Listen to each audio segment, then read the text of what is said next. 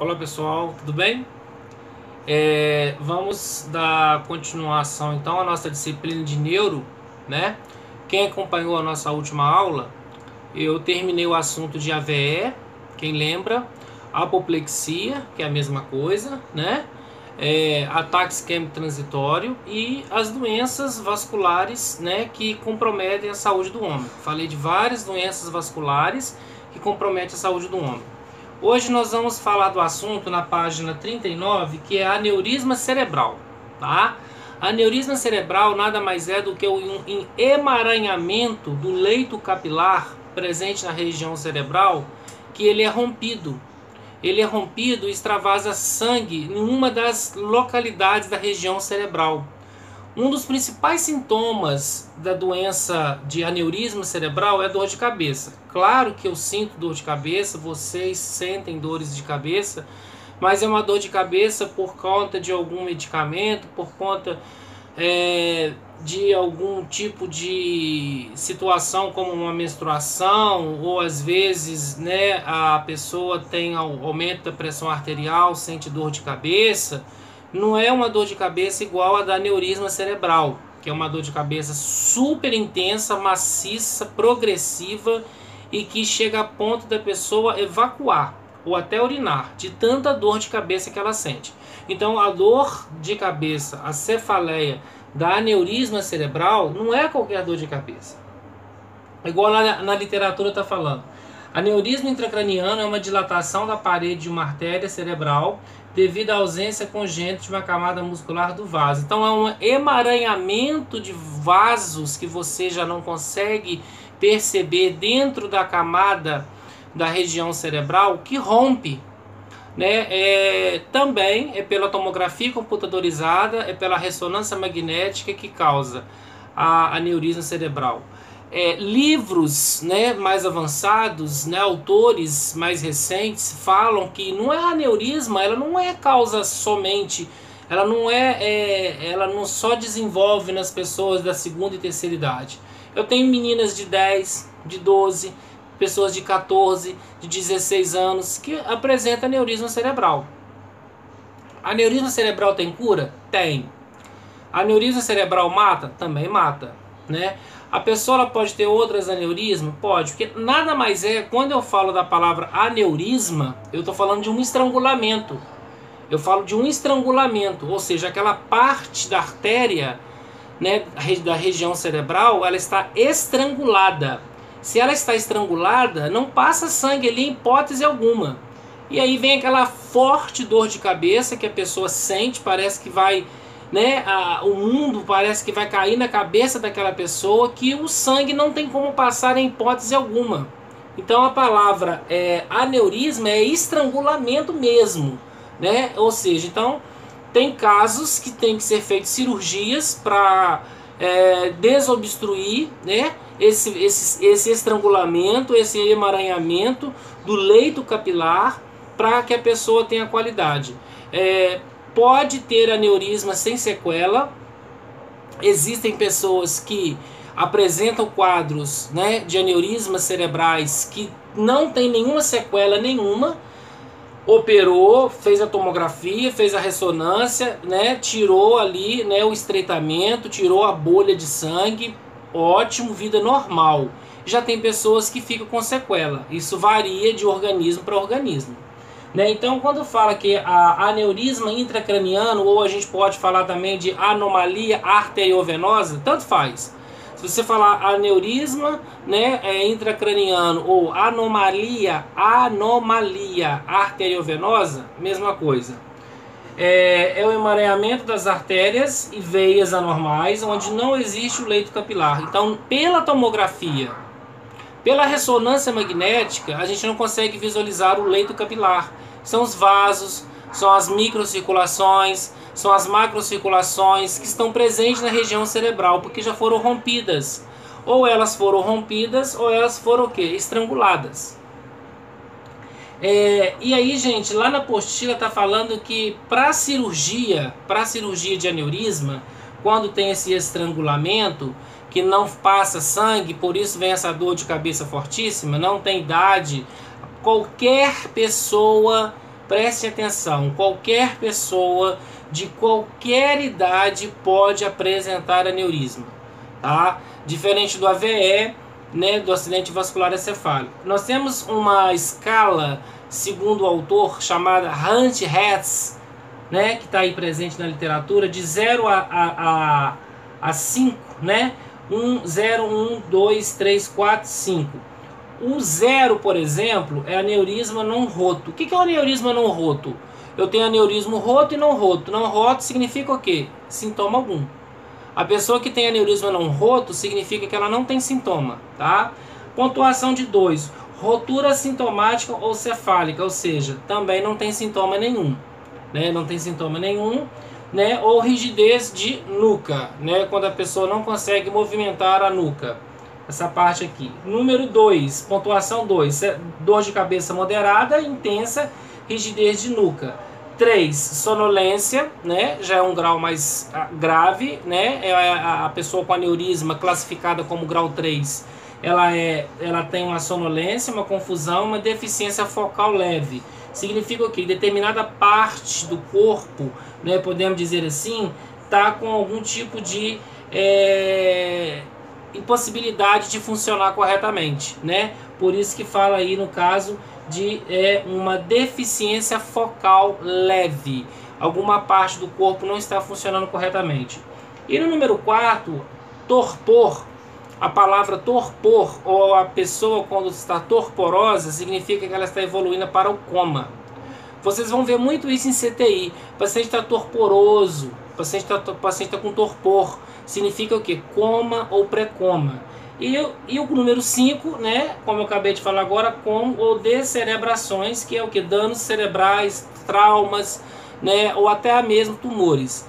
De 0 a 5, qual que é a escala que o médico avalia que o paciente tenha condições de operar? Obviamente é a 0, a 1 e a 2. Quem é classificado pelo neurologista entre 3, 4 e 5 não pode operar. E quais que são as causas da etiologia? Pode ser desconhecida, ninguém sabe da causa do aneurisma cerebral, ninguém entende por que a pessoa teve aneurisma cerebral, né? Pode ser por causa de uma aterosclerose, presença de placa de gordura, né? Se desprende de qualquer área do corpo humano e vai parar no cérebro. Também nós temos,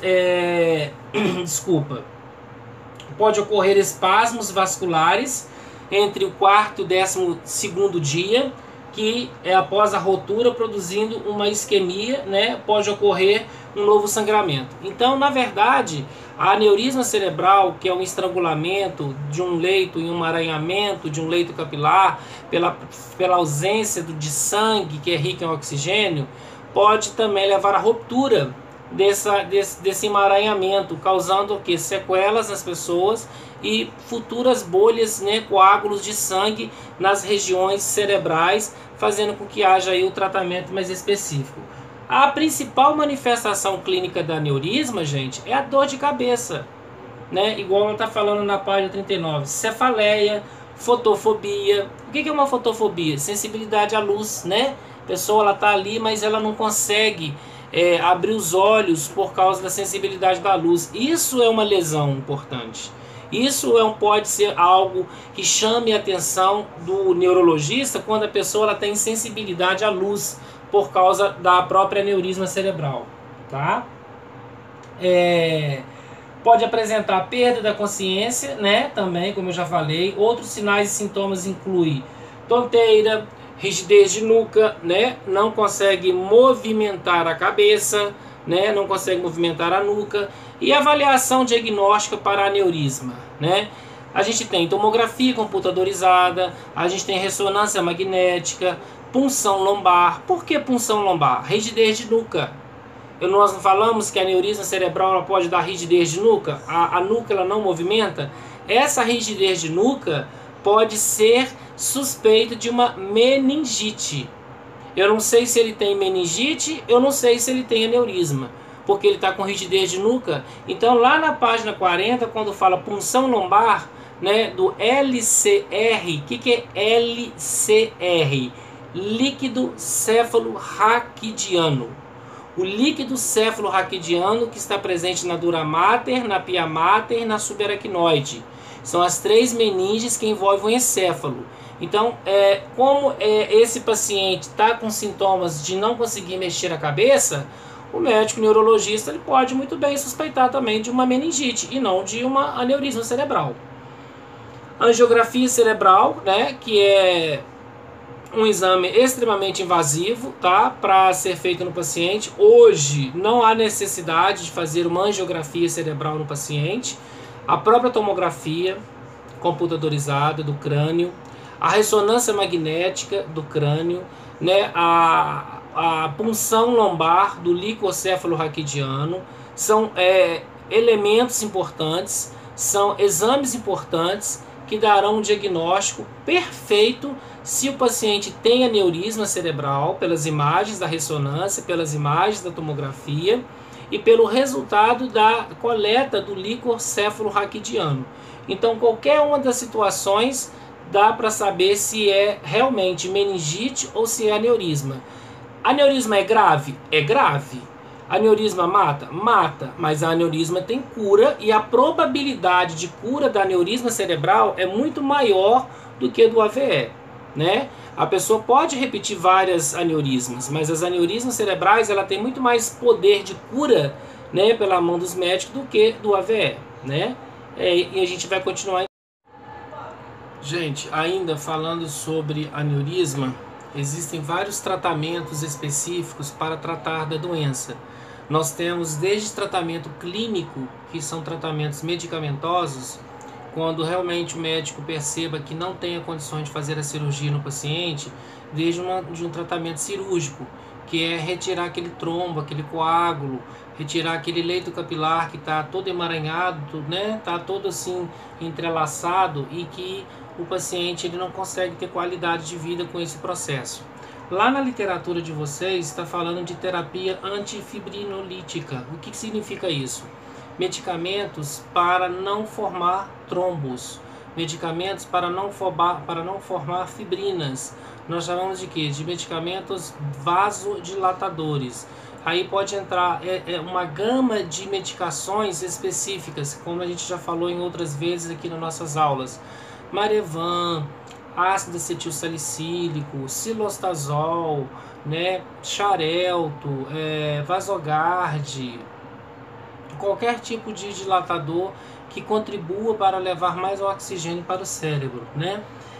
Prevenir os espasmos vasculares com bloqueadores de canal de cálcio, né? Tais como a gente tem medicamentos como Verapamil, que é um medicamento que ele é um bloqueador do canal de cálcio, que evita que o cálcio ele enrijece a parede da artéria. A gente tem que ingerir cálcio, tenhamos que ingerir cálcio para evitar osteoporose na terceira idade, mas a gente sabe que também dentro do nosso organismo nós temos canais de cálcio e para evitar, principalmente no caso de aneurisma cerebral, tomar medicamentos como bloqueadores desses canais de cálcio para evitar que esse cálcio que eu já tenho no organismo, ele contribua para enrijecer mais ainda a parede do leito capilar, tá? Quero que vocês entendam por esse lado. A gente tem tratamento profilático, né? Muitas das vezes não é regra, não é lei, não é falar que todo mundo tem convulsão, né? Mas se tiver fenetoína, Gardenal, fenobarbital, luminal, né? São medicamentos anticonvulsivantes, são medicamentos que é feito no pronto-socorro, são medicamentos que são feitos na enfermaria clínica, quando o paciente ele apresenta uma crise convulsiva, não porque ele é epilético, muito pelo contrário, essa crise convulsiva ela é causada devido a aneurisma cerebral que esse paciente está passando por ela, tá? E aí nós temos algumas complicações do aneurisma cerebral, né? Além da cirurgia que pode ser feita, né, por vídeo, introduzindo um catéter na região do crânio, via vídeo para localizar onde está esse aneurisma, para puncionar esse aneurisma, que é esse estrangulamento, a gente tem infelizmente algumas complicações. Desde novo sangramento, que é uma nova aneurisma cerebral, que pode acontecer com esse paciente, desde hidrocefalia, que é aumento de líquido na região cerebral, até convulsões. Essas convulsões, gente, elas estão relacionadas à própria infecção. Ela está relacionada à própria aneurisma cerebral que esse paciente possa vir a ter e, infelizmente, comprometendo o seu quadro de vida. E na avaliação de enfermagem, como que nós podemos avaliar? Obter uma avaliação neurológica básica e monitorar o sinal decrescente da consciência. Ele está voltando, ele está reconhecendo todo mundo, ele sabe ou ela sabe onde eles estão, ele conhece as pessoas que estão em sua volta, né?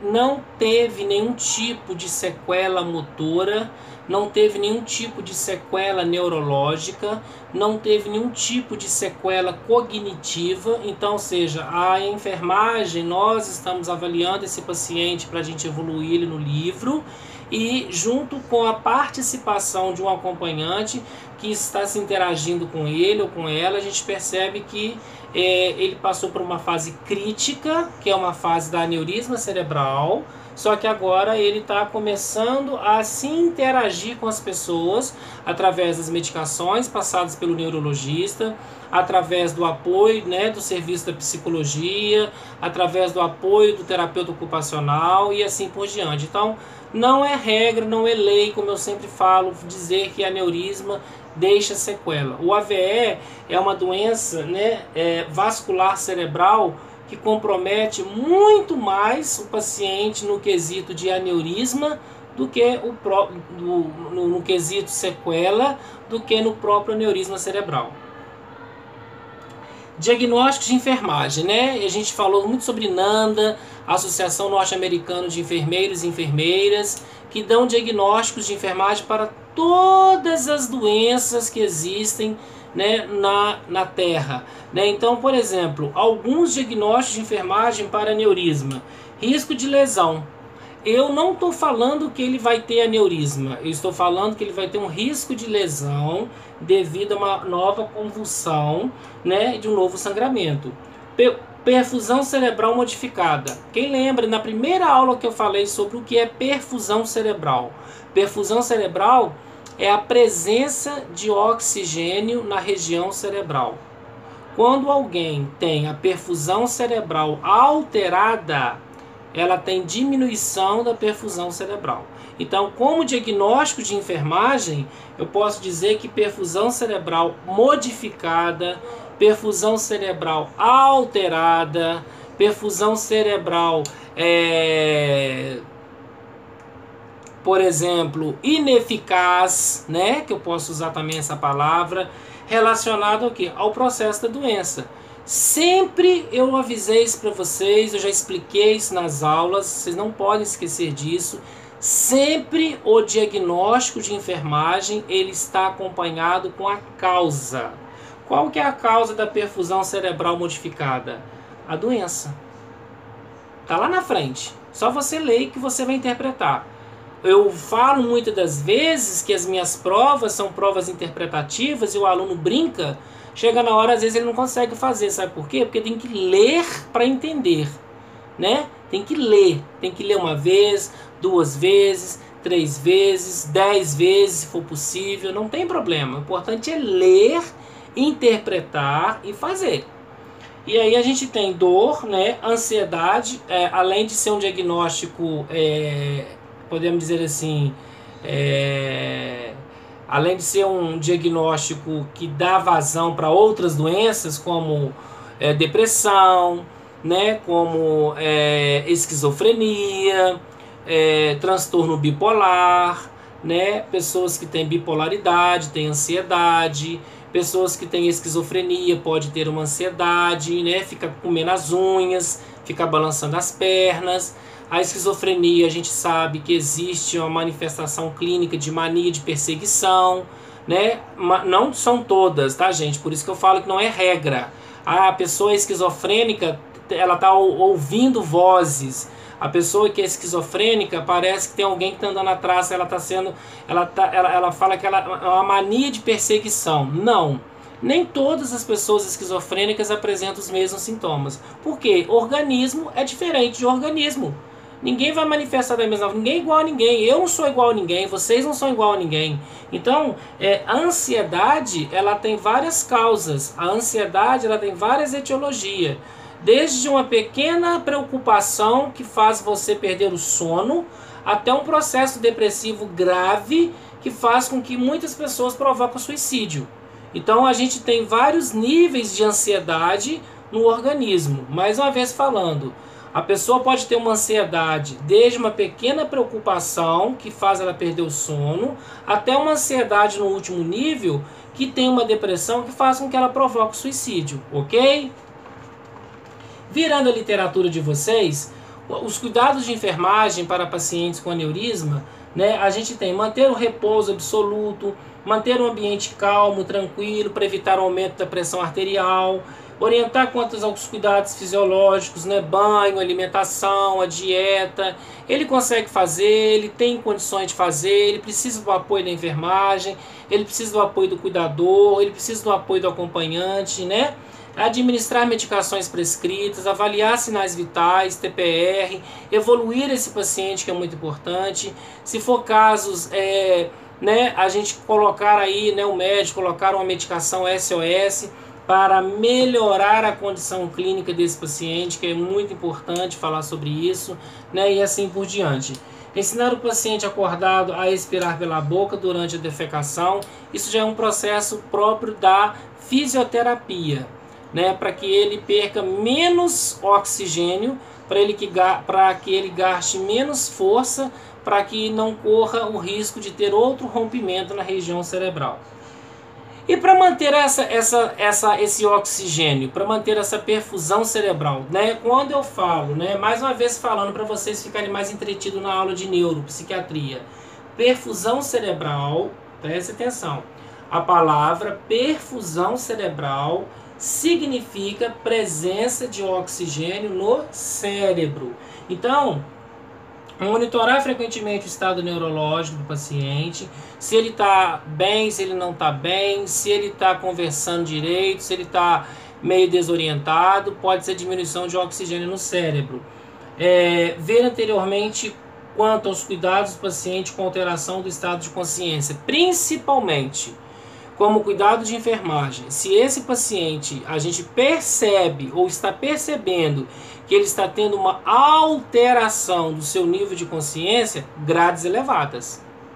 Grades elevadas, de preferência colocar em quartos que tenha grade na janela e observar esse paciente. Dependendo da condição clínica que ele estiver, devido a aneurisma cerebral, e ele ter uma agitação psicomotora, conter esse paciente. Preste atenção, eu acho importantíssimo vocês assistirem as minhas aulas, não só as minhas, como de todos os outros professores, até se Deus quiser, a gente vai voltar pessoalmente. Nós nunca amarramos paciente. Quem amarra, amarra animal. Eu não estou amarrando animal. Eu estou contendo um paciente no leito. Ah, fulano amarrou o paciente, então ele amarrou o animal. Porque nós não amarramos ninguém. Ninguém é amarrado na cama. Esse verbo amarrar é para servir para animal em curral. Eu não cuido de animal. Eu cuido de ser humano. Então, quando eu vou evoluir o meu paciente, eu coloco realizado contenção física no meu paciente por causa da agitação psicomotora. Usar o verbo amarrar é um tiro no pé. É um assassinato na enfermagem. Isso não existe. Não façam isso, porque isso daí é uma falta de respeito muito grande com o paciente com que a gente está cuidando dele. Eu não amarro ninguém. Eu amarro o animal. É diferente. Então, pessoal, falando então mais uma vez então sobre aneurisma, né, que é uma doença que compromete o sistema neurológico central, causado pelo emaranhamento do leito capilar, que pode ter rigidez de nuca, confundindo com meningite, né? Por isso que pede, além da tomografia, da ressonância, pede, no caso aí, o que? A punção do líquor cefalorraquidiano, que está presente na dura mater, na pia mater e na subaracnoide. Perfeito?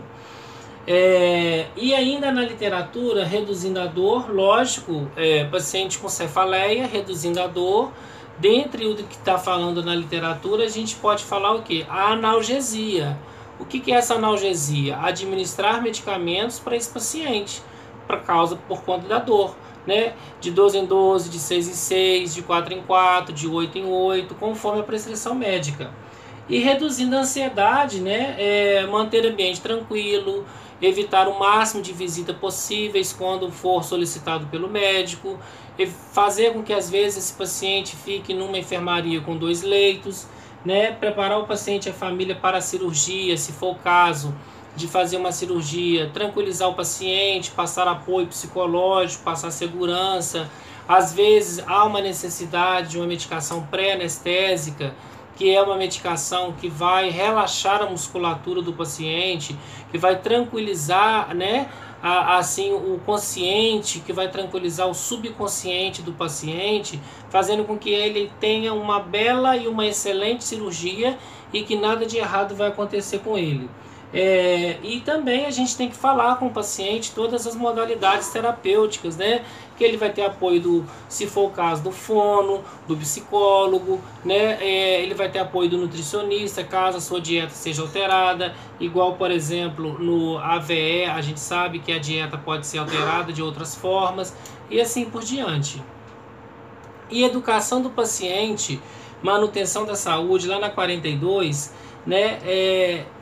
Ensinar esse paciente, a família, a lidar com as deficiências neurológicas quando infelizmente ocorre uma sequela, né? Seja a deambulação, seja a visão, seja a fala, né? Então a educação continuada e permanente, ela já se inicia dentro do próprio hospital, com o apoio de uma equipe multiprofissional que vai trabalhar diretamente tanto com a pessoa quanto com os seus familiares, para que todos fiquem entretidos, para que todos saibam de que forma é a melhor condição de estar cuidando de uma pessoa que tem uma sequela por causa de uma aneurisma cerebral, tá?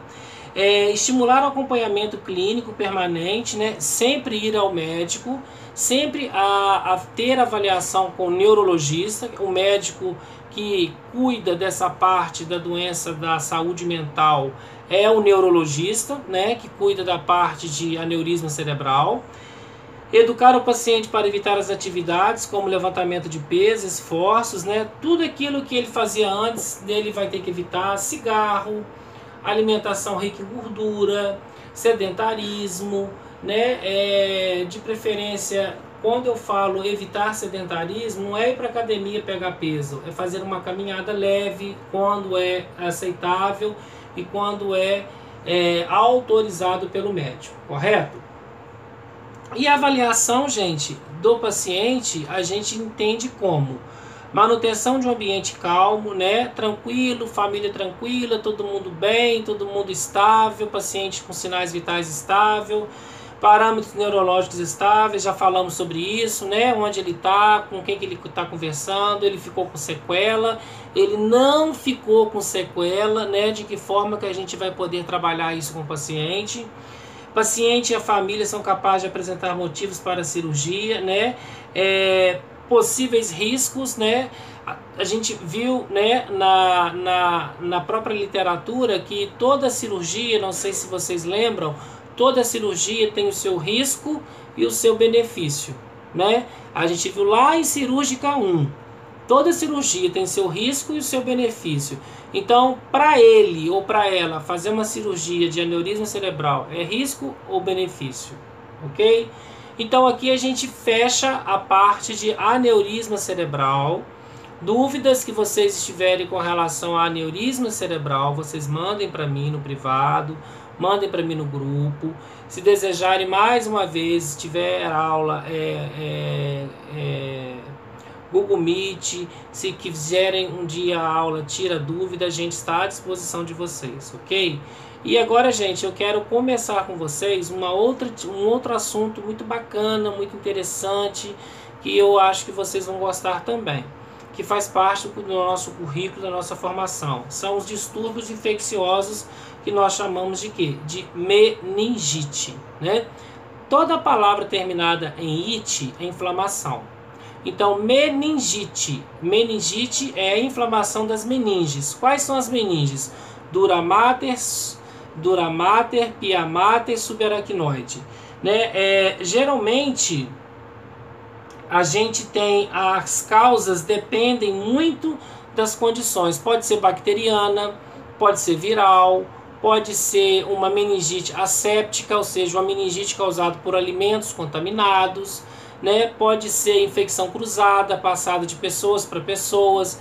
Isso nós chamamos de quê? De comunicantes. Quem são os comunicantes? Comunicantes são aquelas pessoas que tiveram contato com quem teve meningite. Tem que fazer uma busca ativa, tem que fazer uma notificação, tem que mostrar, né, levar isso para a Secretaria de Saúde do município, para a epidemiologia do município, para fazer o que? O controle de todas as pessoas que tiveram contato com essa pessoa que teve o diagnóstico de meningite positivado. E aí, gente, nós temos a meningite asséptica, como eu falei, ele é produzido por um vírus ou agressão não infecciosa, né? Ou seja, ela é causada por um enterovírus que está presente em alimentos contaminados. Principalmente, eu sempre falo, brinco às vezes, mas é sério, quando a gente vai para a praia, quando a gente vai para as áreas litorâneas, quando a gente vai, né, para o mar, para as praias mesmos, para as orlas marítimas. Mineiro, né, gosta muito de praia, porque, né, Minas não tem praia. Então a gente tem essa tendência de alimentar na praia. Isso a gente tem que nos policiarmos com relação ao que tipo de alimento que a gente está ingerindo, que tipo de condição que aquele alimento está armazenado, como que ele é armazenado. Claro que a gente não é criado dentro de uma bolha, porque se a gente for ver tudo, a gente não come nada, mas a gente tem que ter consciência daquilo que a gente está fazendo, porque a meningite, ela não está somente, né, na pessoa, de pessoa para pessoa, ela está no ar, ela está no alimento contaminado e assim por diante, tá? Quais são as manifestações clínicas? Principalmente rigidez de nuca, vômitos em jatos e dores fortíssimas de cabeça. Lá na apostila de vocês fala que além de febre, ela tem uma leucocitose. Se eu tenho leucocitose, eu tenho leucopenia, né? Se eu tenho neutropenia, eu tenho neutrocitose. Então a neutropenia é a diminuição de quem? Dos elementos figurados do sangue, igual aqui está falando para vocês aqui, ó. Febre, leucocitose. Leucocitose, eu tenho o aumento do número de leucócitos, né? Leucopenia, eu tenho a diminuição da contagem de leucócitos. Tanto a diminuição da contagem de leucócito quanto o aumento da contagem de leucócito é sugestivo para infecção. Tanto leucocitose quanto leucopenia, né, no caso aí, são diminuições e aumentos que podem caracterizar infecções. E aí nós temos fotofobia, né, que é aquela sensibilidade à luz. Sinais de Brudzinski, tá? O que é sinais de Brudzinski? Sinais de Brudzinski, preste atenção, lá na apostila na página 42. Sinais de Brudzinski significa o que para nós? Não consegue movimentar as pernas. Não consegue movimentar as pernas, tá? Sinais de Kernig significa o que? Rigidez de nuca. Ele pode ter rigidez de nuca, vômitos em jato e febre e andar normalmente. Esses sinais, sintomas da meningite que eu estou passando para vocês, não significa que todos terão os mesmos sinais e sintomas não, pessoal.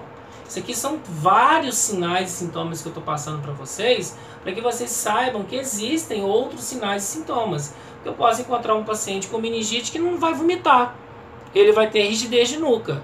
Eu posso encontrar um paciente que não vai ter rigidez de nuca, mas vai ter vômitos em jato e vai ter dor de cabeça. Então aí, qual que é a conduta da enfermagem? EPI, Equipamento de Proteção Individual. tá? E na avaliação diagnóstica a gente tem aí os exames de sangue, né, que é bem característico para avaliar o paciente, né? O exame físico, porque ele vai chegar lá, não vai conseguir mexer a cabeça. O tratamento, a gente tem desde antibióticos endovenosos, né? Alguns exemplos aí que a gente pode citar como penicilina, cefalosporina, né? Vancomicina, que são alguns dos antibióticos importantes, né? Além de anti-inflamatórios, além de analgésicos para dor, além de antitérmicos para febre, né? Para que esse paciente sinta-se melhor possível. Além desse tipo de tratamento para meningite, tem o que? O isolamento, né? A gente não pode esquecer de falar do isolamento de contato, porque meningite é uma DIC. O que é uma DIC, né? Na verdade, quando a gente fala paciente tem uma DIC, né? O que é uma DIC? DIC é doença infecto-contagiosa. Então, a meningite ela se enquadra na DIC, na doença infecto-contagiosa. Complicações principalmente, né, pressão intracraniana aumentada e óbito, que pode acontecer muitas das vezes. Avaliação de enfermagem: obter histórico de infecções recentes, avaliar o estado neurológico, avaliar quantos sinais de irritação das meninges, se ele consegue movimentar a cabeça, se ele está lúcido, orientado no tempo e no espaço, se ele consegue estar antenado a tudo que está acontecendo em sua volta, né, se essa meningite não deixou sequela, porque a gente sabe que a meningite ela pode deixar sequela. A pessoa com meningite ela pode perder a audição, a pessoa com meningite ela pode perder a visão, ela pode ficar cega, né? E ela pode perder a visão, né? Gestantes que adquirem meningite passa para o cordão umbilical, a criança pode ter uma malformação do tubo neural, que é o sistema neurológico, havendo um comprometimento maior e talvez não desenvolvendo o cérebro de uma forma correta. Então meningite é perigosa. Meningite tem cura? Tem, mas meningite mata também, como outras doenças, como aneurisma, como a VE, como ataque isquêmico transitório, né? Tudo isso pode acontecer devido ao quadro de, aí no caso falando de meningite, ok? Então assim, qualquer dúvida que vocês tiverem, mande para mim. Pessoal, ainda falando um pouquinho sobre meningite, né? Que é a inflamação das meninges, dura mater, pia mater, subaracnoide, que são meninges que envolvem o encéfalo, né? Que entre elas tem o líquido cefalorraquidiano. A gente tem que ver a questão também da educação do paciente, manutenção da saúde, que está na página 44, que fala que, no caso, aconselhar as pessoas que tiveram contato com o paciente portador da meningite, ou seja, como eu falei, os comunicantes. Quem são os comunicantes? Comunicantes são todas as pessoas que tiveram contato com aquela pessoa que teve meningite. Tem que tomar a vacina, né? A gente sabe que existe a vacina para meningite. No recém-nascido hoje, ele já sai do hospital já com a vacina. Ou quando o hospital que ele nasceu não tem a vacina, mas o posto de saúde próximo à casa dele tem as vacinas, que ele vai tomar conforme, né, o calendário nacional de vacinação da criança. E é importante que a mãe leve essa criança ao posto de vacinação mais próximo de sua casa, para que evite problemas mais sérios no futuro. E na avaliação, a gente tem que avaliar se o paciente estiver internado com a gente no isolamento, né? A gente está usando EPI, como eu falei, luva, máscara, óculos, capote, propé, touca, tudo que for necessário para a gente evitar o contato direto com esse paciente. Temperatura permanece abaixo de 38, sinais vitais e pressão estáveis, né? Desperta com facilidade, verbaliza, de uma forma tranquila e passiva. Então, ou seja, como eu falei, a meningite tem cura? Tem, mas ela mata também. A meningite, quando ela não mata, ela pode deixar sequela. Como eu falei, que tipo de sequela? Tanto perda da visão, quanto perda da audição, ou às vezes perda da fala, ok?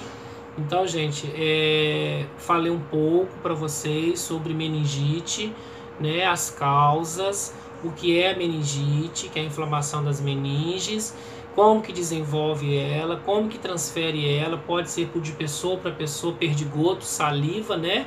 Eu, por exemplo, com meningite, posso transferir meningite para outras pessoas. Uma pessoa com meningite numa confecção, todo mundo da confecção tem que fazer o exame, todo mundo da confecção tem que vacinar. A escola que tiver alguém com meningite, todos os alunos que tiveram contato com esse aluno tem que ter a vacina em dia.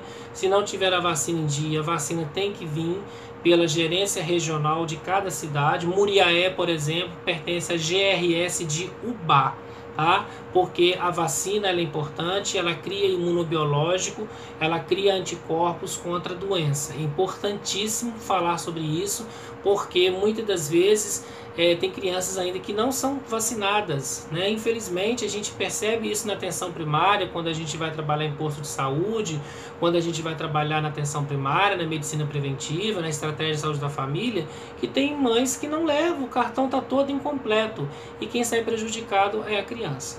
Gente, então mais uma vez, qualquer dúvida que vocês tiverem, eu estou à disposição, mande pergunta para mim, não fique com dúvida. O próximo assunto, a próxima matéria que eu vou falar com vocês, que eu vou discutir com vocês então agora, podemos passar para o próximo assunto, pessoal? Podemos? É o que é? Encefalite, né? A própria palavra meningite, inflamação das meninges. Encefalite, inflamação do encéfalo. Só que a encefalite, ela não é adquirida de pessoa para pessoa.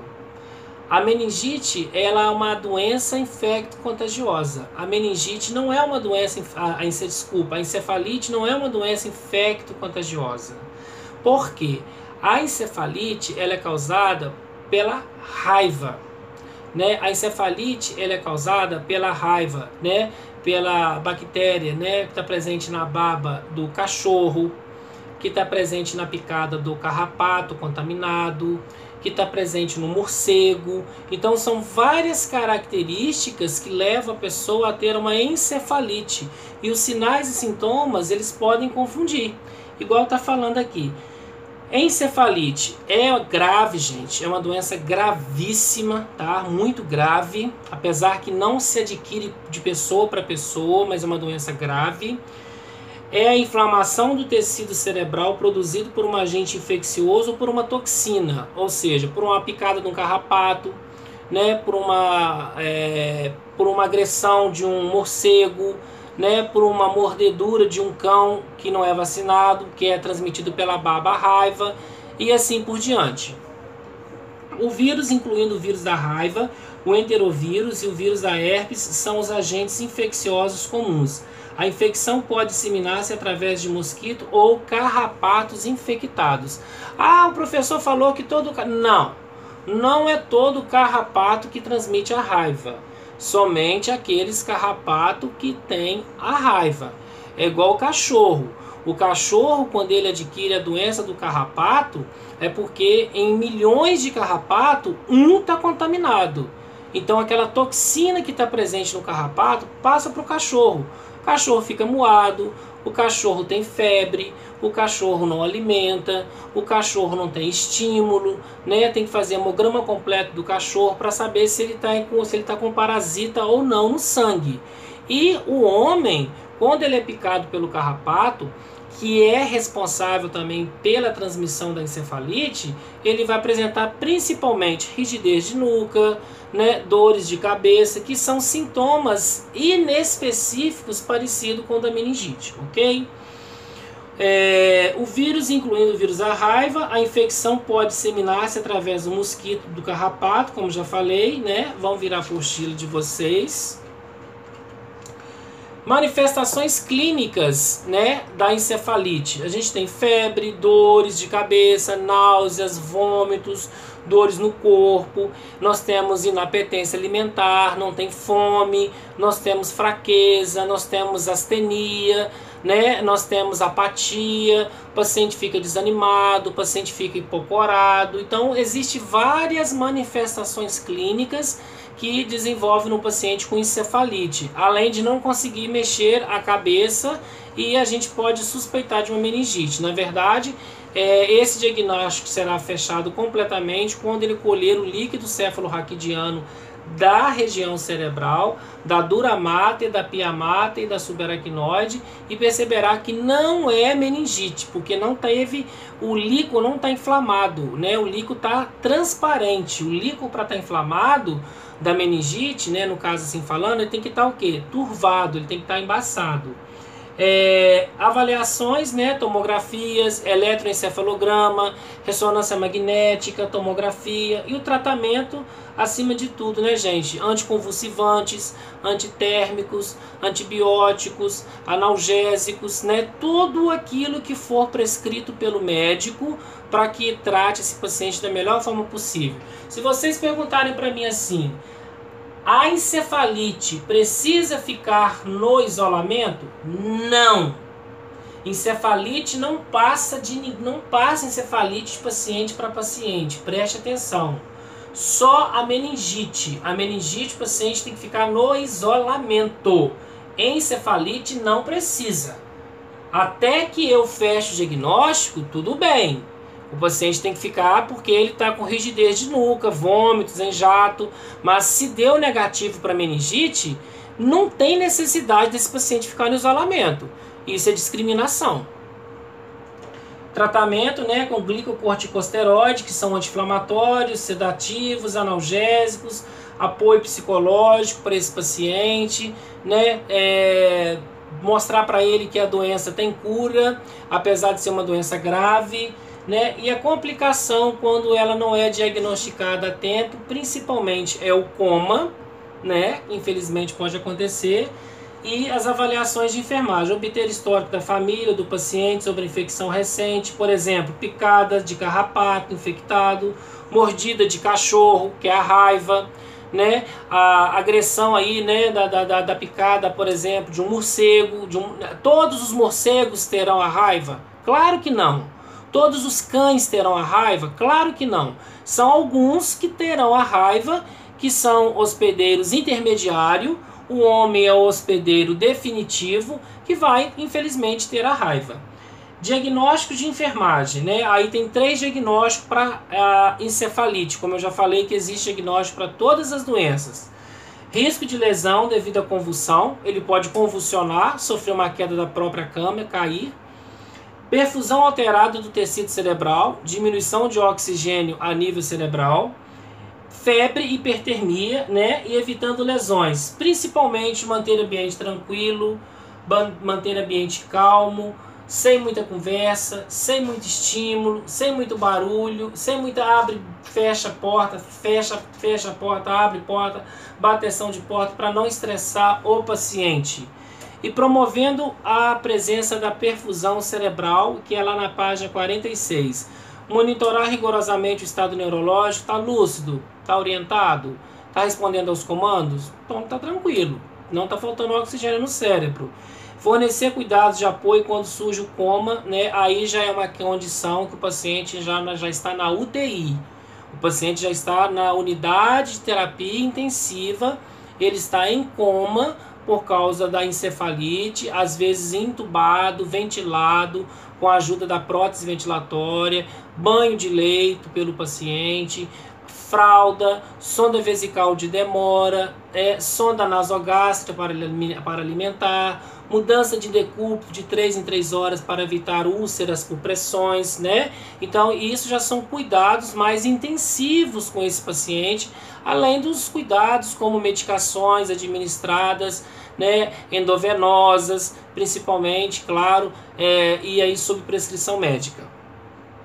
Aliviando a febre. Quando eu falo aliviar a febre, eu falo de administrar medicamentos para aquela febre, né? Administrar antipiréticos, realizar balanço hídrico, né? E venóclise, né? Ou seja, infundir líquidos na veia, medicamentos na veia. Quando eu falo que o paciente precisa de antibióticos, anti-inflamatórios, analgésicos, antipiréticos, cuidados intensivos, cuidados semi-intensivos, principalmente quando ele está em coma. E educação do paciente e manutenção da saúde. Explicar os efeitos do processo da doença, os fundamentos dos cuidados, é importante falar sobre isso. Tranquilizar as outras pessoas baseado no prognóstico, porque não passa de pessoa para pessoa, né? Adquirido através do carrapato, através da mordida do cão. Educar outras pessoas a respeito dos sinais e sintomas de encefalite quando se suspeita de uma epidemia, né? Procurar o hospital mais próximo, procurar o posto de saúde mais próximo, procurar a UBS mais próximo da região, estimular a profilaxia da raiva. O que é estimular a profilaxia da raiva? A vacina, né? A vacina dos animais, principalmente, ok? Então, gente, fica aqui a nossa aula, né, de neuropsiquiatria. Eu vou deixar uma atividade para vocês entregarem. Essa atividade, além de valer nota, vai valer presença para vocês, tá joia? Qualquer dúvida, mande para mim. Muito obrigado e até a nossa próxima aula.